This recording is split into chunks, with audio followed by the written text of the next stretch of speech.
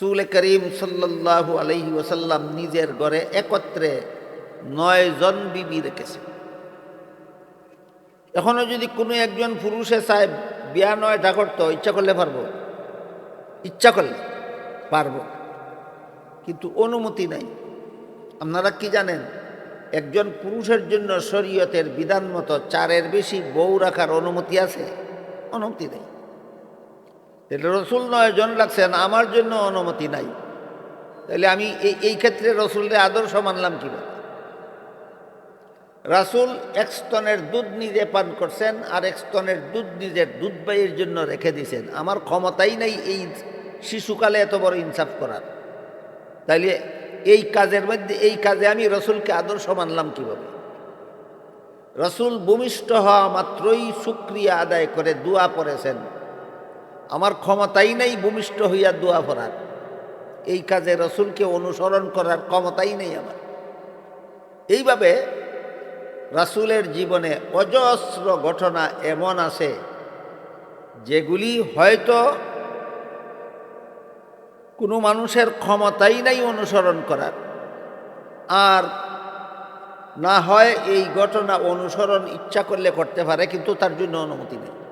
বিজ্ঞাপনে দেখে থাকবেন, আমি আপনাদের সামনে তিলাওয়াত করেছি। এতে আল্লাহ বলেন, অবশ্যই আল্লাহর রাসূলের মধ্যে রয়েছে তোমাদের জন্য উত্তম আদর্শ। আল্লাহ বলেন, আল্লাহর রাসূলের মধ্যে রয়েছে তোমাদের জন্য উত্তম আদর্শ। এই হলো আয়াতের প্রথম অংশ। পরের অংশে আল্লাহ বলেন, লিমান কানা ইয়ারজুল্লাহ ওয়াল ইয়াউমাল আখিরা ওয়া যাকারাল্লাহ কাসীরা। পরের অংশের অর্থ হল, রাসূলের আদর্শ গ্রহণ করতে পারবে কারা? আল্লাহর সন্তুষ্টি চায় যারা, আর পরকালের জীবনের সফলতা চায় যারা, আর আল্লাহকে বেশি বেশি স্মরণ করে যারা। 3 গুণ। যারা আল্লাহর সন্তুষ্টি চায়, যারা পরকালের সাফল্য চায়, যারা আল্লাহকে বেশি বেশি স্মরণ করে, এরা রাসূলের আদর্শ গ্রহণ করতে পারে। যারা আল্লাহর সন্তুষ্টি চায় না, নিজের মনের সন্তুষ্টি চায়,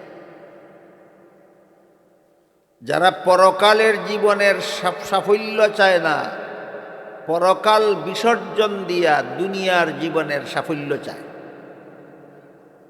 যারা আল্লাহকে স্মরণ করে না, আল্লাহকে ভুলে থাকে, এরা রাসূলের আদর্শ গ্রহণ করতে পারে।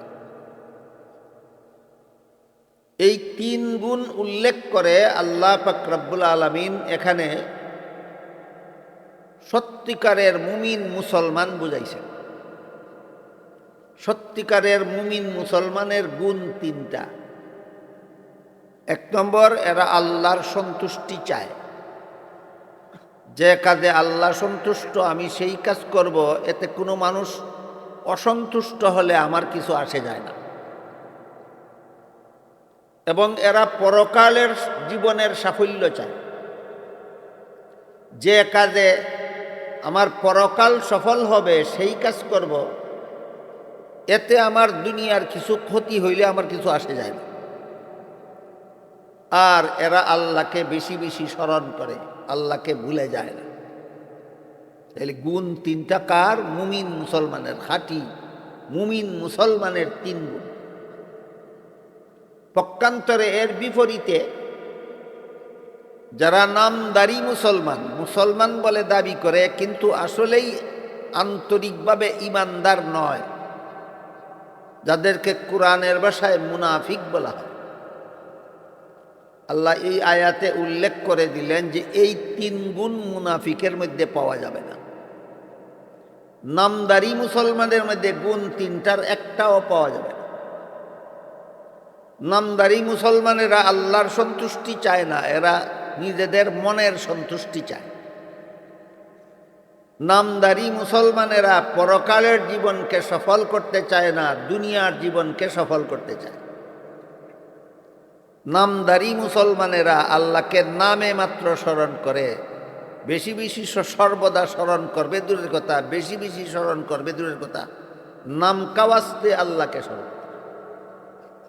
এর মাধ্যমে আল্লাহ বুঝাইছেন যে রাসূলের আদর্শ মুমিন মুসলমানেরা গ্রহণ করতে পারবে, মুনাফিকরা রাসূলের আদর্শ গ্রহণ করতে পারবে।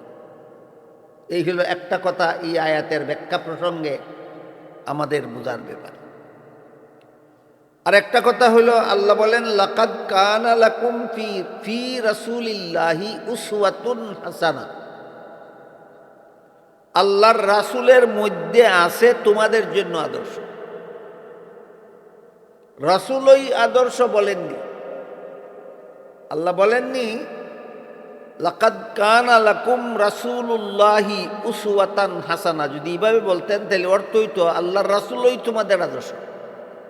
এইভাবে আল্লাহ বলেন, আল্লাহ বলেন রাসূলের মধ্যে আছে তোমাদের আদর্শ। বেশ কম কি রাসূলই আদর্শ আর রাসূলের মধ্যে আছে আমাদের আদর্শ, দুই কথার বেশ কম কি? বেশ কম হইল যদি আপনি বলেন রাসূলই আদর্শ, তাহলে রাসূলের জীবনে যা কিছু করেছেন সব কিছু আপনাকে করতে হবে। পারবেন না, পারবেন না করতে। রাসূল করিম সাল্লাল্লাহু আলাইহি ওয়াসাল্লাম মায়ের গর্ভ থেকে ভূমিষ্ঠ হওয়া মাত্রই আল্লাহর শুকরিয়া আদায় করে দোয়া পড়েছেন। কেউ পারবে না এটা অনুসরণ করতে। রাসূল করিম সাল্লাল্লাহু আলাইহি ওয়াসাল্লাম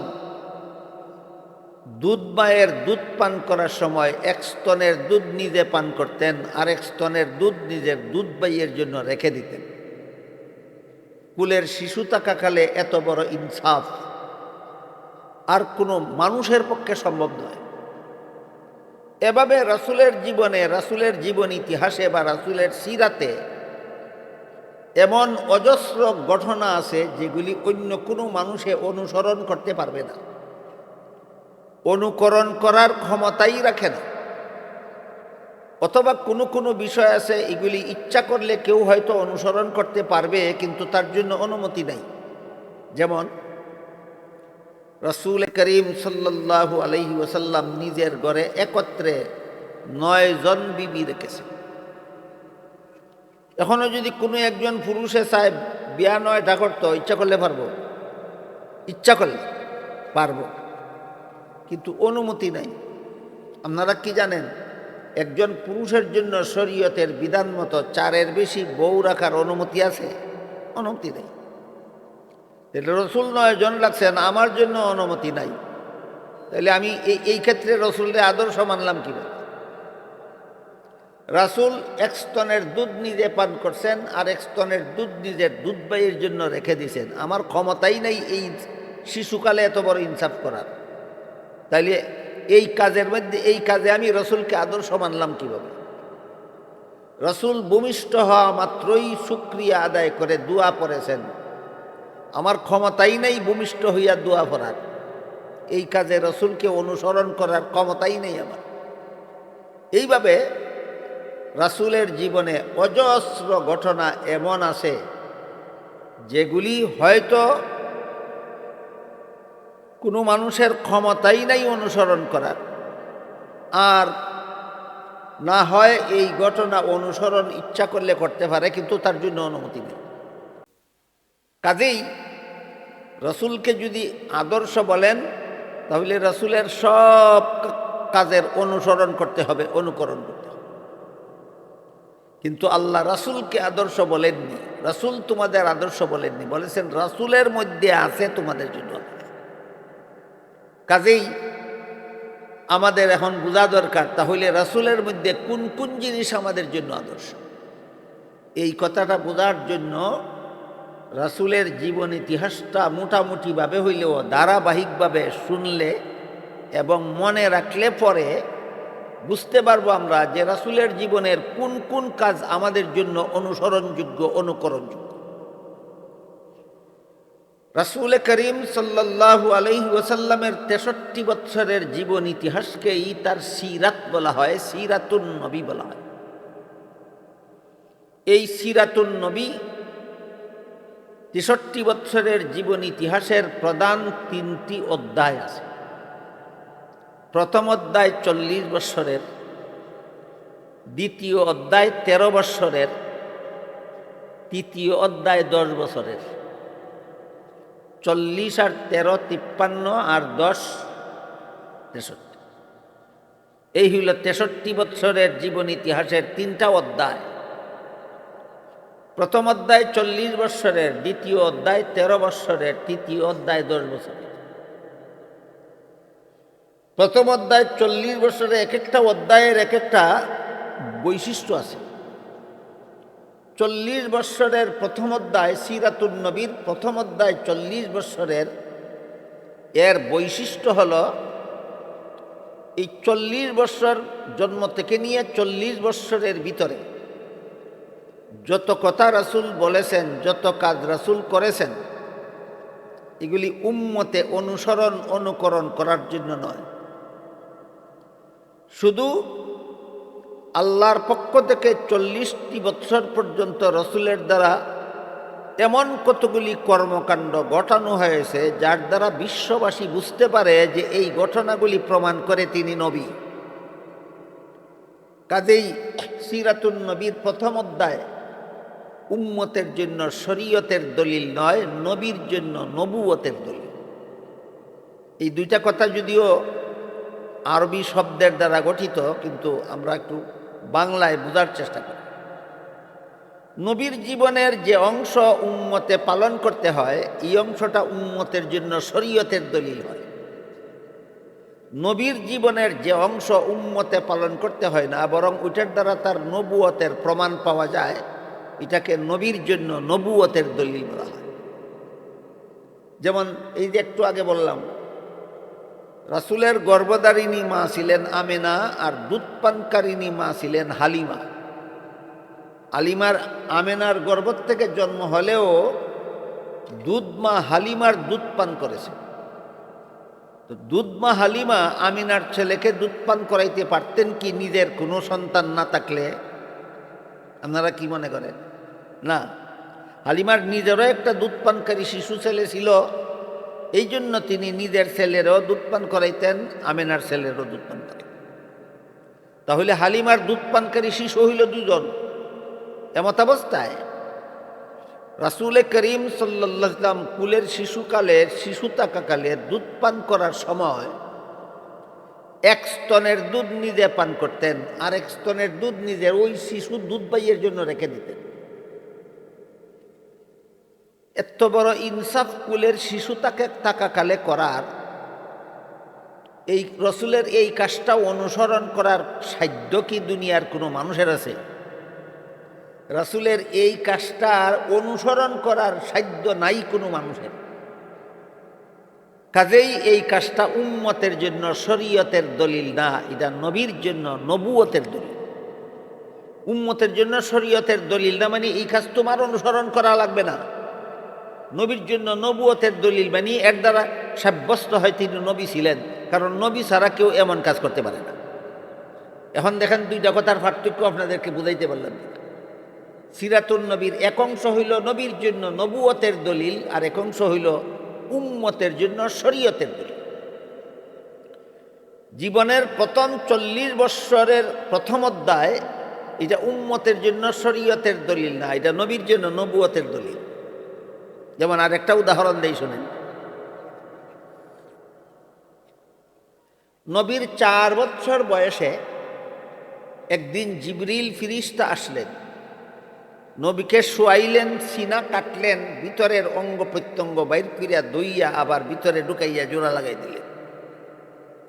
কাটতে নবীর কষ্ট হইল না, জোড়া লাগাইতে সময়ও লাগলো না, সিলাইও লাগলো না, ঔষধও লাগলো না।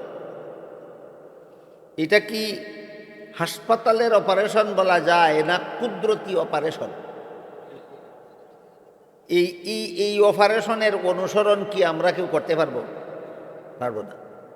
এই জন্যই আল্লাহ রাসূল তোমাদের আদর্শ বলেননি, বলেছেন রাসূলের মধ্যে আছে তোমাদের জন্য আদর্শ। রাসূল আদর্শ বললে রসুলের সকল কাজের অনুকরণ আমাদের করতে হতো। রসুলের সকল কাজের অনুকরণ করার ক্ষমতাই কোনো মানুষের নাই। এইভাবে জন্ম থেকে নিয়ে দীর্ঘ 40টি বৎসর পর্যন্ত আল্লাহ রাসূলের দ্বারা এমন অসংখ্য অগণিত ঘটনা ঘটাইছেন, প্রত্যেকটা ঘটনা প্রমাণ করে তিনি সাধারণ মানুষ না, তিনি একজন নবী। এই জন্য সিরাতুন নবীর প্রথম অধ্যায়ের 40 বৎসরের বৈশিষ্ট্য হইল এই অংশটা উম্মতের জন্য শরীয়তের দলিল নয়, এই অংশটা নবীর জন্য নবুয়তের দলিল। তিনি যে নবী ছিলেন এই কথার প্রমাণ হইল 40 বৎসর, আর পরবর্তী 23 বৎসরের জীবন ইতিহাসটা হইল উম্মতের জন্য শরীয়তের দলিল।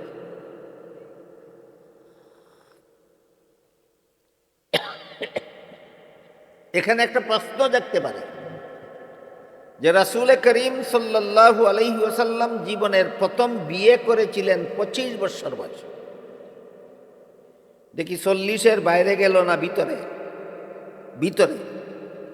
এই 40 বৎসরের জীবন ইতিহাস যদি উম্মতের জন্য অনুসরণযোগ্য না হয়, 40-এর ভিতরে তো নবী বিয়া করছেন, এই বিয়া নবীর সুন্নত হইল কিভাবে উম্মতের জন্য?